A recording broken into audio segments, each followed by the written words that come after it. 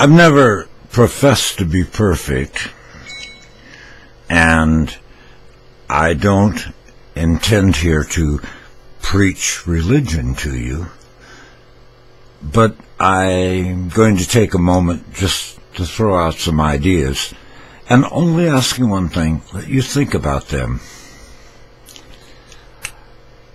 They're things that I've mentioned in a number of videos, and I must warn you that I am a pacifist. I am against war. I would think most people would be against war, but a lot of people seem to think it's the answer. We live in a country today that is kind of a bully to other countries. I have never been fond of bullies. Have you? I don't think we have any mandate to bully other countries. Nope, don't think that. There's a saying I've said many times, and I'm not really sure where it comes from. I don't know if an angel appeared at the front door and threatened me with a baseball bat and said, "Don't you forget this." I want you all to think about it, though.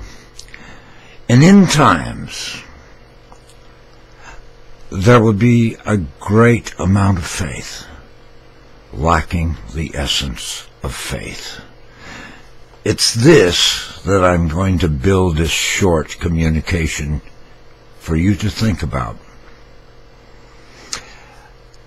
Our example is Jesus Christ, our beloved Lord. Now, you may not believe in him, and I'm not trying to force you to believe in him, but what if, for a moment, this is all true? It's because we understand this creator, which even science now says there just had to be some kind of intervention. This all didn't happen by itself.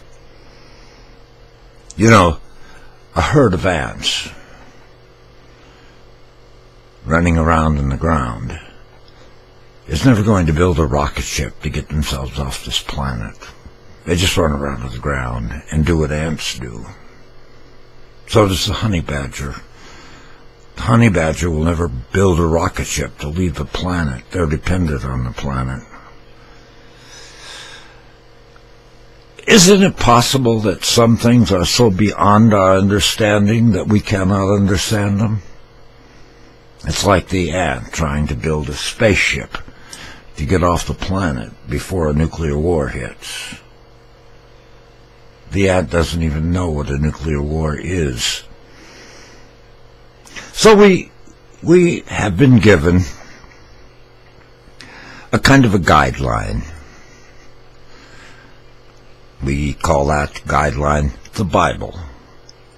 We get all confused because a lot of us are looking at the Bible with one purpose: to prove my point, or your point, in some senseless argument where we discuss things we do not understand.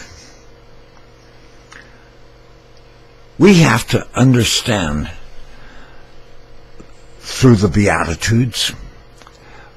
These were things given to us by Jesus Christ himself about the poor. He also was born, just think about this, he was born a foreigner in a strange land. It gave us a little bit of a thought of what was in his head about immigrants. He spoke to us about war and violence.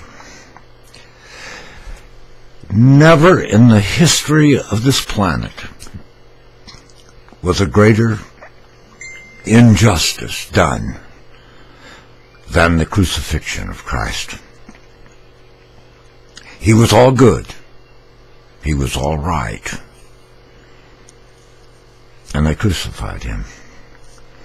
There never was a time when violence was more called for in that garden. When Simon Peter took a big sword and chopped off the ear of a Roman soldier doing the most unspeakable evil that had ever been done. That was a time to justify violence. And he lobbed off a Roman soldier's ear. And this Christ said, "Those who live by the sword shall die by the sword."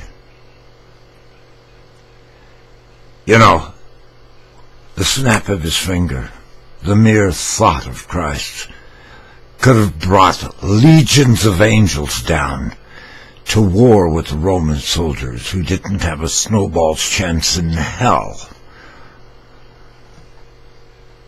of defending themselves against the angels. I don't know. Something to think about. So we've established Jesus Christ liked immigrants because he was an immigrant. He did not believe in violence. And we will have great faith today, lacking the essence of faith. I don't know if these are end times, but it's very close. We have been warned. We have faith that is empty. They serve us a fine dinner with no food. Christ dies on the cross. Think about this one, buckaroos. He rises from the dead. Roman soldiers are guarding the tomb. In all of history, has there ever been Roman soldiers guarding the body of a corpse? Just this one time. They ran in fear. And then this Christ is met, and he says, "I give unto you a new commandment." A new commandment from God. And he says, this is after he's lived here with all of our sham and all of our believing things that look like gold and horses and moose. And he says, love one another. We have a president who seems to love only money, who doesn't care for other people. Can't say it's end times. Give it some thought, because what's at stake is your soul. Think about this Jesus Christ and the messages he gave us. I don't force you to believe these things. I only ask you to give that some thought in these that well could be the end times, if you will excuse me.